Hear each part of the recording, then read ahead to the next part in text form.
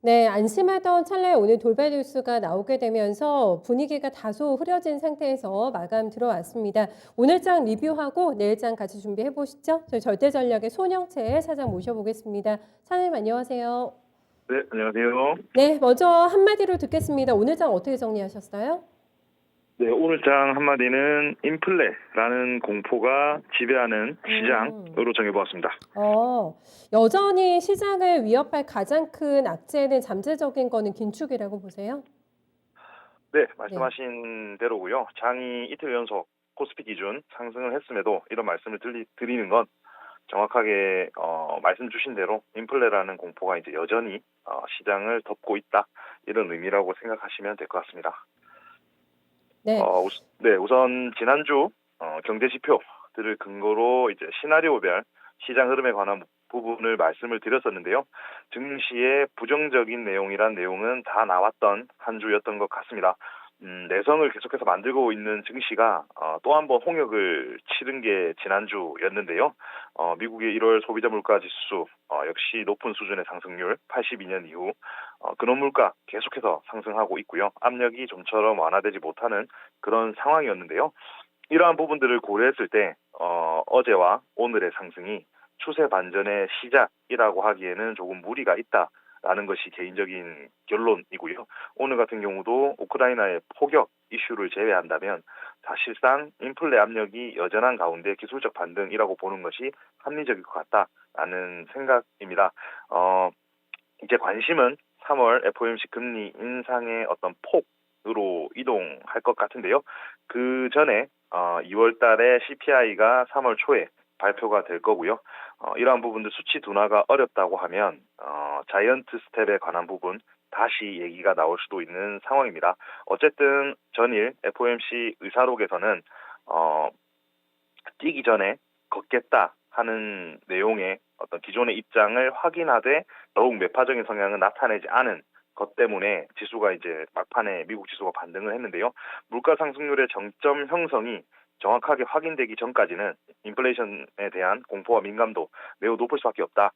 비슷한 말씀을 계속 드리지만 몸을 사리는 시기는 진행형이다라고 정리를 할 수 있을 것 같습니다. 다만 금리 상승의 대표 수혜 업종인 금융업, 그리고 내수 소비의 진작 관련 소비재 쪽은 업종별 차별화 흐름을 만들어낼 것으로 보이고, 성장주보다는 경기 민감주 쪽이 그나마 선방하는 흐름을 보여줄 수 있겠다라는 판단입니다. 뭐 말씀해 주신 대로 반대가는 장에 찬물을 끼얹는 그런 발언이 아니라 조금 더 냉정하게 이제 보자라는 측면에서 인플레에 대한 중요도 강조해 주신 것 같고 결론은 아직까지 시장은 추세 반전이 아니라고 봐 주셨습니다. 그래서 이제 전략 부분도 중요할 것 같은데 오늘 장에서도 추세 반전 아니다라는 부분들 곳곳에서 뭐 많이 포착이 됐던 게 워낙에 변동이 컸습니다. 오늘 장의 포인트 어떻게 잡아내셨어요? 네, 오늘 장 개별 종목 이슈와 시장 전체 두 가지로 나눠서 볼 수 있을 것 같은데요.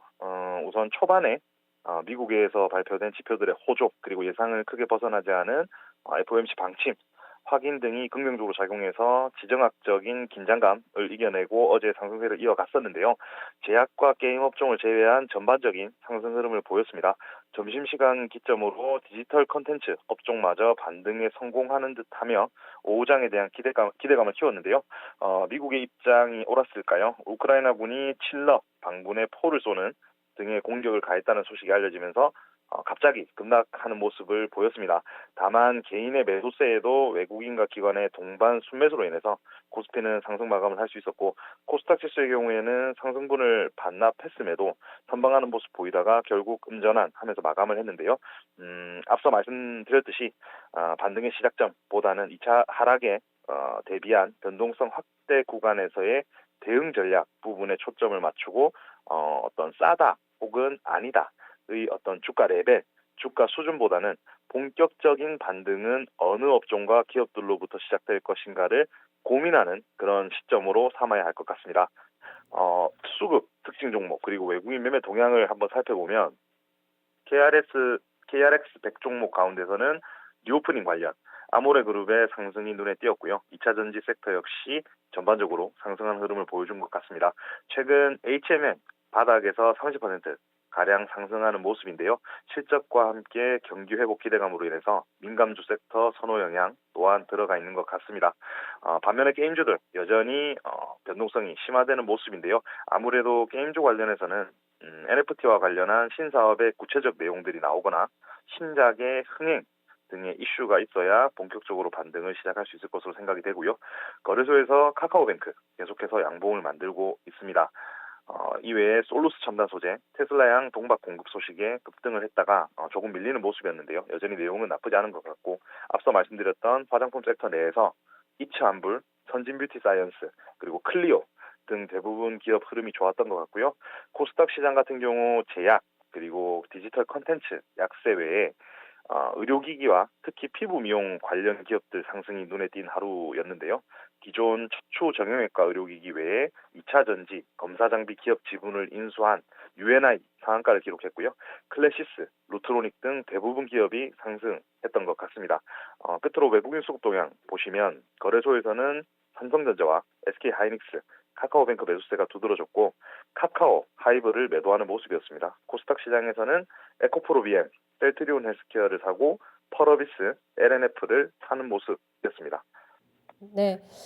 동시효과 구간에서 외국인들이 지금 우크라이나발 뉴스에도 불구하고 1,000억 원이나 더 매집이 들어왔습니다. 호가 구간에 쭉도 이렇게 외국인들의 매수가 직진 모드로 들어왔다라는 점도 특이 동향으로 해서 오늘 장을 한 판에 이렇게 깔끔하게 요약 정리해 주셨어요.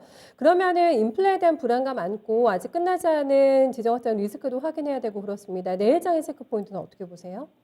네, 내일장 체크포인트 첫 번째는 주간 증시와 다음 주 이슈에 관한 부분들인데요. 어쨌든 둘째 주 코스피는 이제 전주 대비해서 0.09% 내린 2,747 포인트대로 마감을 했었는데요. 2월 10일 외국인 순매수세 확대로 인해서 2,770선까지 이제 회복을 했었고요. 기관 투자가들의 어떤 연속적인 대량 순매도 또한 오늘 같은 경우는 매수 전환하면서 상승세가 꺾이는 듯한 지수를 다시 올리는 모습인데요.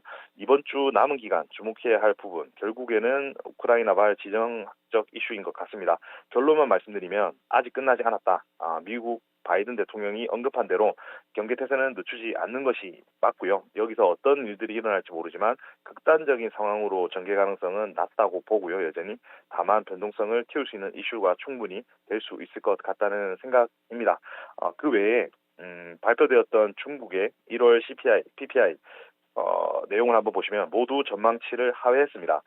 특히 중국의 월간 PPI 상승률 9%대로 하락한 것은 작년 8월 이후 5개월 만이었는데요. CPI 역시도 전월 상승률과 시장 전망치 모두 밑돌면서 인플레이션 우려를 덜어내는 듯 보이지만 또 중국의 이러한 지표들이 전체 시장에 미치는 영향은 중립적인 것으로 보는 것이 맞는 것 같습니다. 두 번째는 업종에 관한 부분을 잠시 말씀을 드리려고 하는데요. 휴대폰 부품입니다.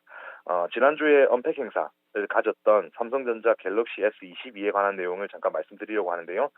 삼성전자 측에서는 4천만 대 이상 판매를 목표로 자신감을 내비쳤고요. 노트 모델이 단종된 현재 상황에서 기존의 S 시리즈와 노트 시리즈를 한 곳에 모은 기종이기 때문에 노트 사용자의 유입이 힘을 실어줄 것으로 보입니다. 코로나 이전 기준으로 S 시리즈의 경우 안 팔리면 3천만 대 초중반, 잘 팔리면 4천만 대 초중반 판매고를 올렸었는데 참고로 폴더블 폰의 경우에는 2020년 200만 대, 작년 800만 대, 올해 1000만 대 정도를 예상하는 상황입니다. 이번 S22가 기존 제품들과 가장 차별화를 가질 수 있는 부분은 카메라와 손떨림 방지 OIS 기능의 강화, 그리고 S펜의 감도 개선 및 기능 강화 등을 들 수 있겠는데요. 삼성전자와 삼성전기를 제외하고 관련주를 잠깐 살펴보시면 초광각 카메라 부문의 아무가, 그리고 메인 카메라의 파워로직스, 세배줌 카메라의 MC넥스, S펜의 인터플렉스, 그 외에 파트론 정도를 보시면 될 것 같습니다. 현재 이들 종목 주가가 지속적으로 빠져있는 그런 흐름인데요. 국내 사전 예약 완판 기록과 스마트폰 업황 회복을 이유로 추세 반전 가능성이 충분히 있어 보입니다. MC넥스의 경우 중장기 성장 포인트인 전장용 카메라 실적 회복이 더해질 거기 때문에 2분기부터는 강한 실적 반등이 기대가 되고요. 파트론 역시 수익성 비중 높은 신사업 비중 확대로 인해서 올해 역대 최대 매출 경신 가능성이 높기 때문에 그간 관심을 못 받던 휴대폰과 휴대폰 부품 관련한 부분들 많이 빠져 있을 때 이러한 부분들을 미리 좀 대응할 수 있는 투자처로 활용할 수 있겠다는 점에서 말씀을 드렸습니다. 그렇군요. 갤럭시 신작의 반응이 상당히 뜨겁다고 하는데 요 초반의 효과 이어질지 보면서 부품주들 눈여겨보자 이렇게 포인트 딱 집어주셨습니다. 내일장을 준비해 볼게요. 오늘 좀 아쉬운 부분이 많은 상태에서 마감이 기록이 됐기 때문에 내일장 조금 더 조심하자는 차원에서 전략 주실 것 같습니다. 어떻게 준비할까요? 네, 말씀하신 그대로입니다.